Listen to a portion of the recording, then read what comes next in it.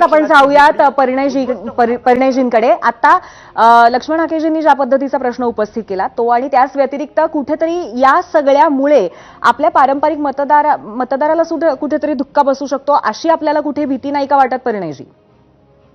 नाही बघा, ओबीसी समाज हा आधीपासून भारतीय जनता पार्टीच्या पाठीशी उभा राहिलेला आहे आणि मी तुम्हाला एकदम दाव्याने सांगू शकतो की यावेळेस ओबीसी समाज खंबीरपणे महायुतीच्या पाठीशी उभा होता, म्हणूनच महायुतीची सरकार महाराष्ट्रामध्ये आली.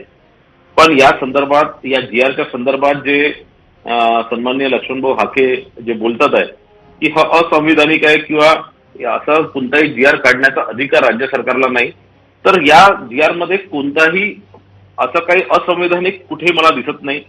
मला असं वाटतं की या जीआरचं अनेक जे महाराष्ट्र अनुसूचित जाती, अनुसूचित जमाती, विमुक्त जाती, भटक्या जमाती, इतर मागासवर्गीय, विशेष मागास प्रवर्ग यांची जे जात पडताळणी, जातीचे प्रमाणपत्र देण्याचे व त्यांची पडताळणी हे 2000चं अधिनियम आहे. 2004ला त्या अधिनियमामध्ये बदल झाला.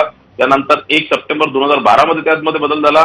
त्यानंतर 3 जुलै 2018 मध्ये त्या संदर्भात मध्ये बदल झाला आणि 18 जुलै 2024 मध्ये त्यामध्ये बदल झाला. आणि या सगळ्या जीआरच्या आधारावर परत 2 सप्टेंबर 2025 म्हणजे कालच हा जीआर काढण्यात आला. आणि याच्यात काय असं म्हटलेलं आहे बघा, याच्यात असं कुठेही म्हटलं नाही की सरसकट मराठा समाजाला ओबीसी मध्ये आरक्षण द्यावं म्हणून ओबीसीचं आरक्षण कुठेही धोक्यात नाहीये. मला असं वाटतं या जीआरचं जर आके साहेबांनी जर